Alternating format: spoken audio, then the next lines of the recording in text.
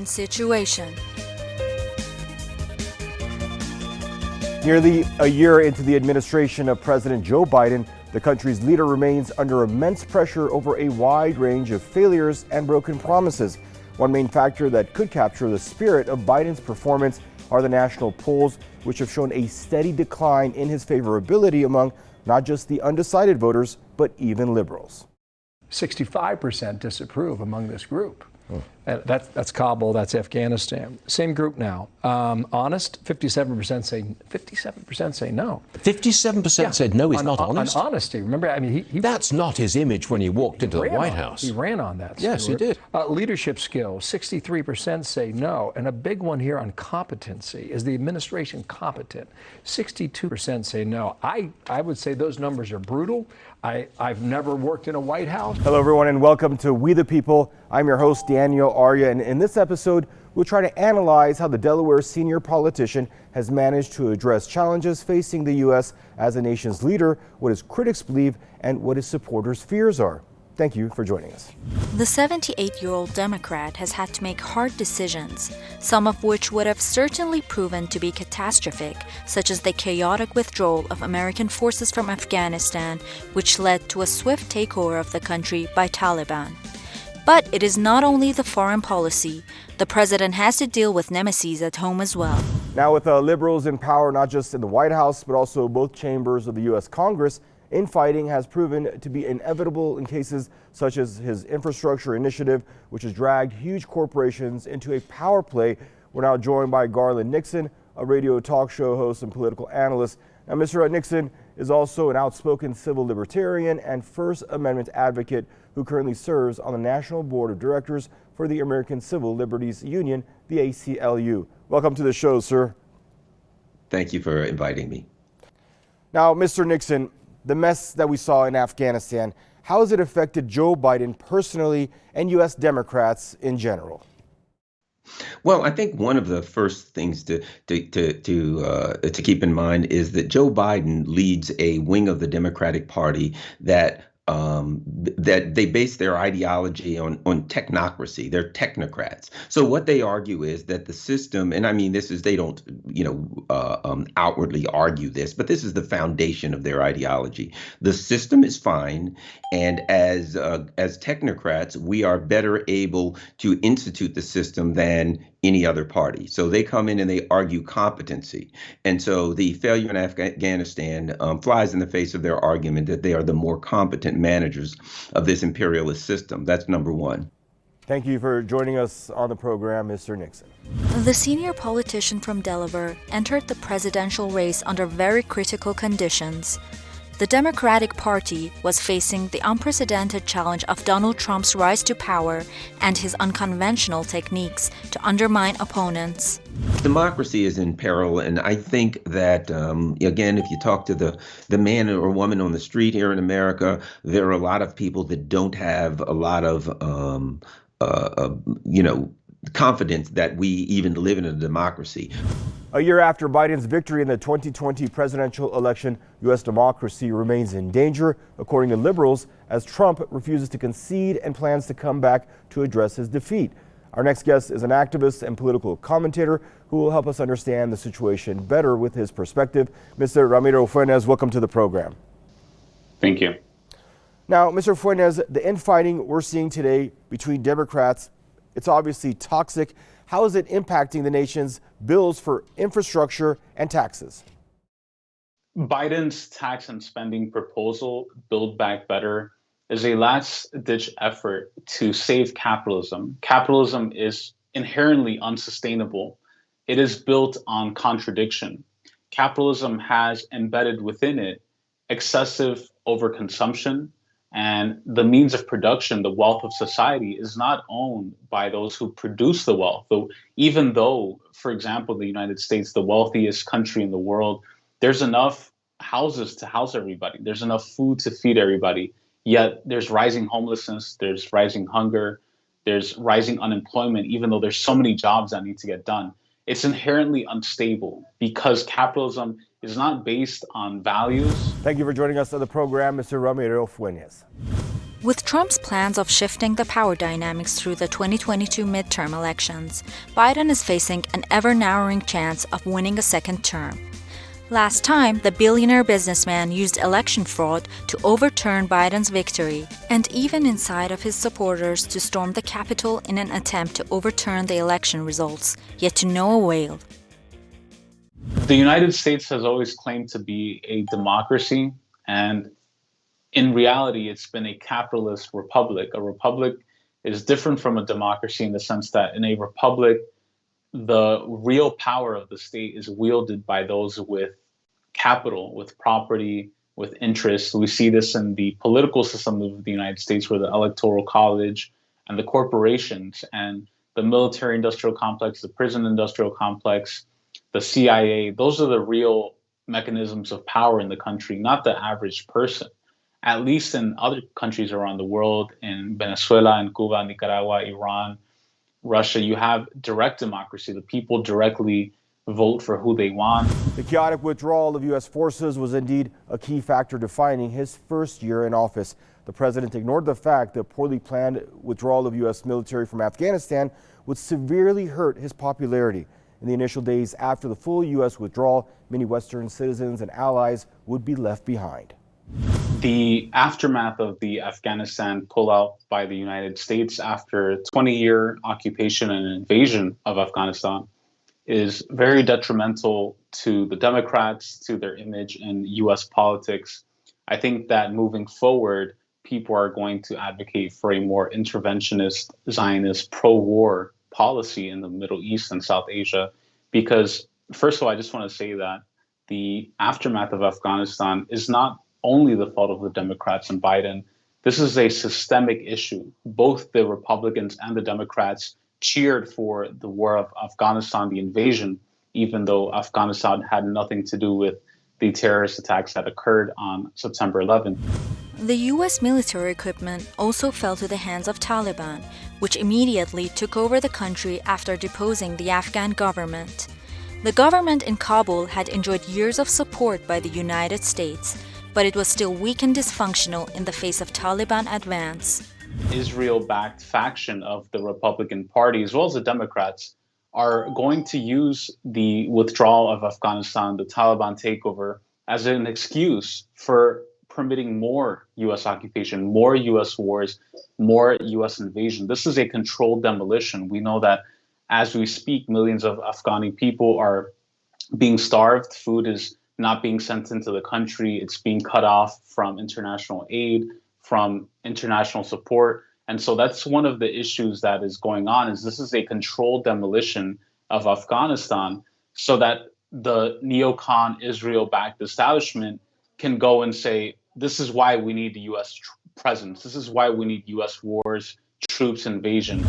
Biden's effort to bring about a new tax and spending proposal initiative revealed how the Democrats were not in the same boat despite having power in the White House, the Senate, and the House when it came to actual policymaking. I think the tax and spend proposal has been it's been eye-opening for a lot of Democrats. The thing to understand is that the social spending in the proposals were extremely popular amongst the base of the Democratic Party, because the United States has been very poor for so many years in having any social program. The U.S. has been dismantling any social programs that help the poor, that help the working class, and help the middle class. And a lot of Democrats saw some of the things in there as a change of direction. From the radical left to the more moderate liberals and those under the influence of big corporate lobbyists, disagreements abound, revealing the president's faulty leadership. So the question is, does Joe Biden still enjoy support from the Democratic Party? That is the idea projected in the national polls. Joe Biden has lost the trust of a lot of the people in his party. And talking to people on the street day to day, they're angry. They've lost this trust, and they don't feel as though he's there to push through the promises that he made on the campaign. So the tax and spend, the fact of the matter is, those proposals appear as though they were had been previously negotiated. and that basically we were looking at kind of a kabuki theater. They were putting forth popular proposals with the appearance that some of them would get through, and they were all wiped out. I think it was very tactically. It was a tremendous error for the Biden administration to do that because they've now lost the support of a significant portion of their party. The Biden administration has effectively failed in de-escalation of tensions with other superpowers, namely China and Russia. In the previous administration, Moscow was having better ties with Washington, at least on the surface. Well, I felt that under the Trump administration, it was the foreign policy was, of course, very aggressive, and as usual, they had poor relations with Russia and China. However, the Biden administration, they did not promise that they would improve the relationship with Russia and China, and in fact, I think they implied that they would make the relationship with Russia worse. But they've made the Russia and the relationship with both countries significantly worse. Additionally, keep in mind that another part of the foreign policy argument of the Biden campaign was that they would improve relationships with their allies. If an empire can actually have allies, I would argue the empire only has hangers-on and vassals. With Biden in office, the U.S. aggression and rivalry has continued unabated towards Beijing, both in the South China Sea and in competitive sectors such as tech and cybersecurity. The U.S. penchant for hegemony and monopoly in the military and commercial system is indeed nothing new and continues without much control of the president in the capitalist system. Where is the status of tensions with China and Russia nearly a year into the Biden administration compared to the previous one? All misconceptions that the Democrats are a peace-loving party, that the Democrats are a progressive or anti-war party. The U.S. is still ramping up its war against Russia and China. Obviously, the Republicans have been more focused on China. Trump's government has talked badly about China in many ways, has even tried to blame COVID-19 on China. And that's sort of the faction that's backing Trump and the Republicans, is the anti-China crowd. The Democrats, on the other hand, hate Russia. They say Putin is a dictator. They say that Russia is invading other countries. They're trying to stoke tensions with Russia through Ukraine, as we're seeing happening right now. The liberals and the Democrats support Ukraine, the neoliberal fascist government that's in Ukraine, against Russia, and they supported the 2014 Euromaidan, a violent fascist coup in Ukraine against the democratically elected government in Ukraine.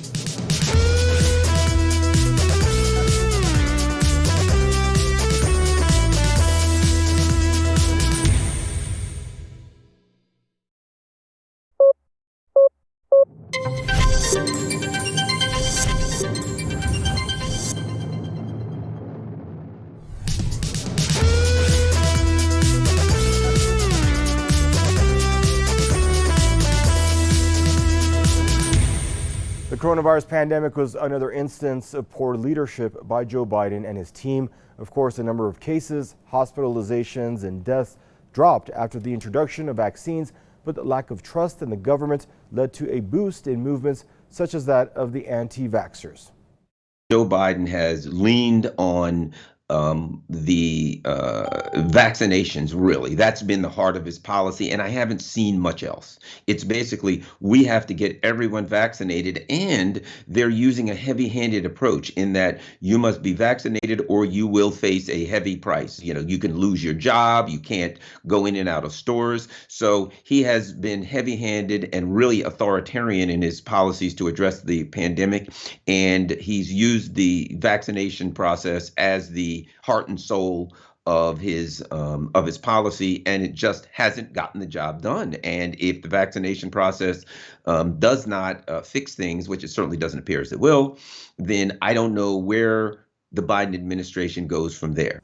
So American vaccines such as Pfizer were repeatedly called into question. Leftist media tried its best to promote vaccines as critical, and the right-wing ones attempted to question their functionality, which led to a divide on a fairly new topic during the pandemic.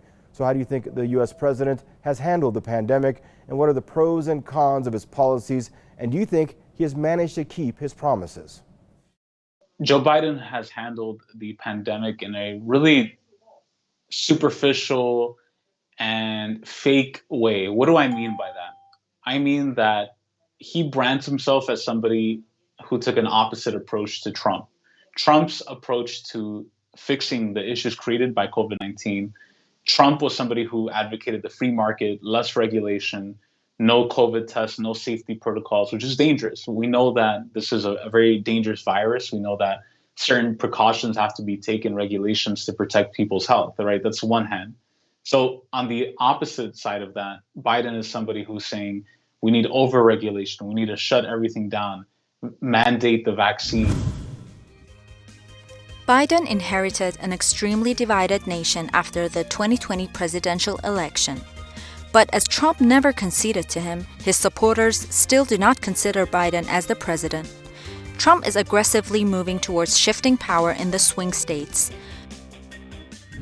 Biden certainly inherited a divided country. I think one thing that is important to mention is that the United States is not a nation in the way that Iran is a nation. The United States is not a nation in the way that Cuba is a nation. It's not a nation in the way that Korea is a nation.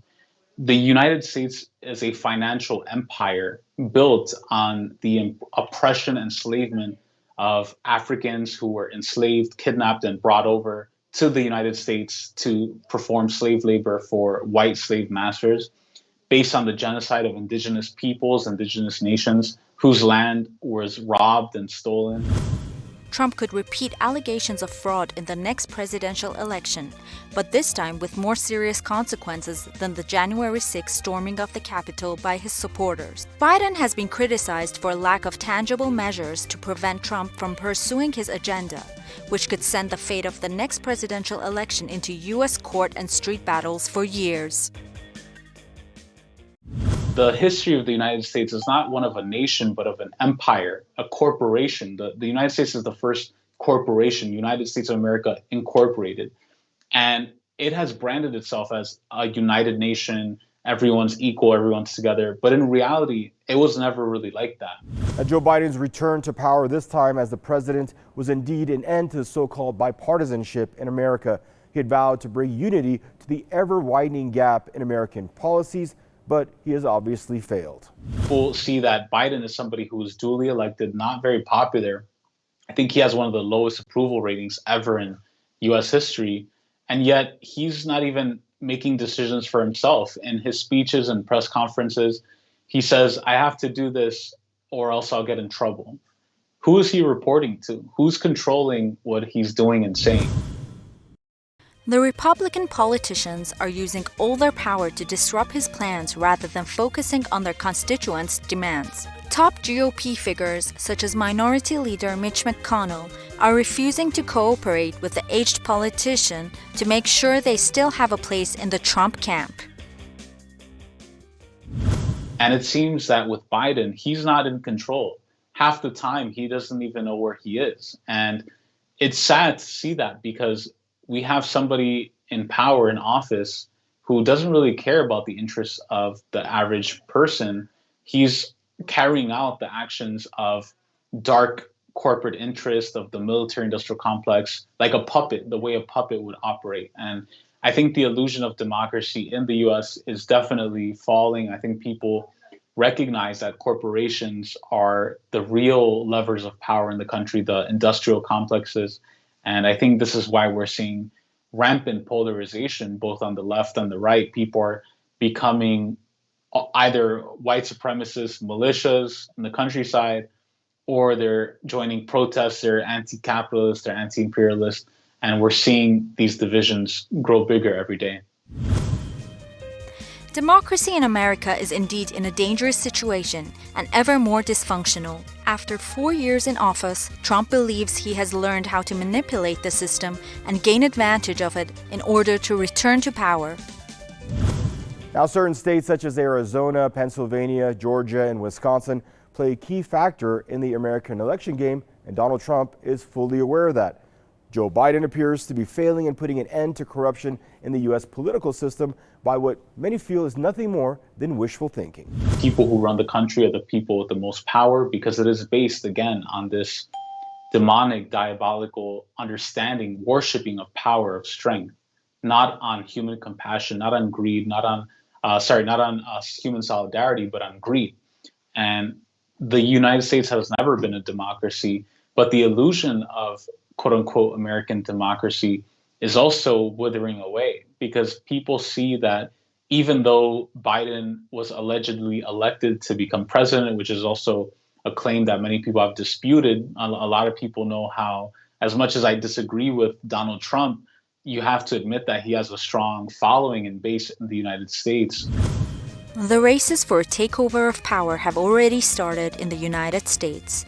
With the 2022 midterms nearing, the Republicans are doing all they can to make sure Trump's power is consolidated in key states.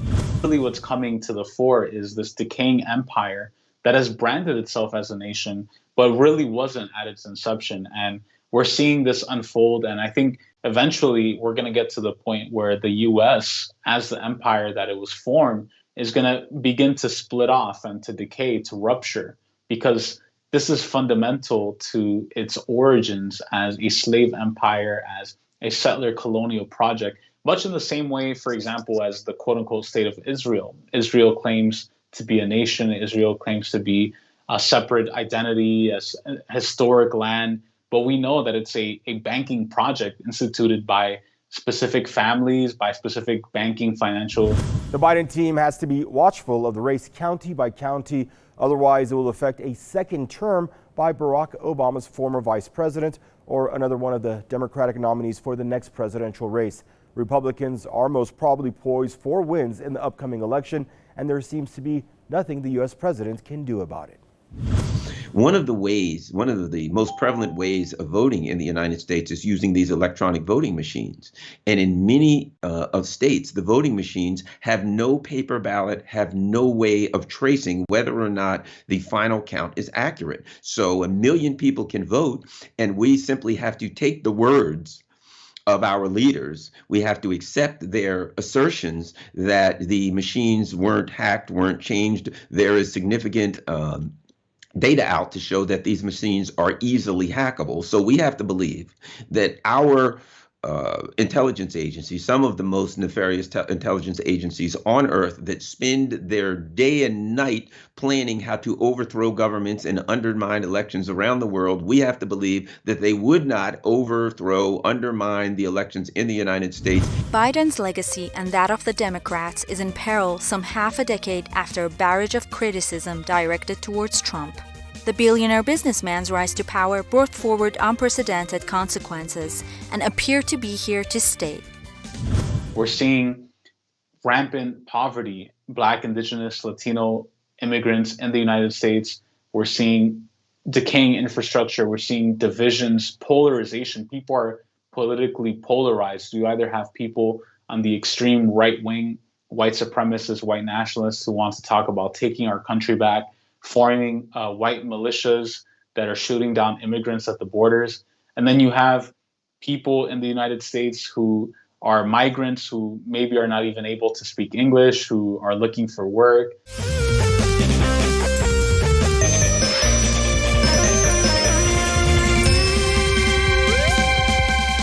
Joe Biden's traditional statesmanship was deemed to be a game changer at first, yet now many on the left believe that it is not going to last the aggressive Trump agenda. Well, anyway, everyone, thank you for staying with us. I'm your host, Daniel Arya, and make sure you tune in next week when we're back with another episode of We the People. Bye-bye for now.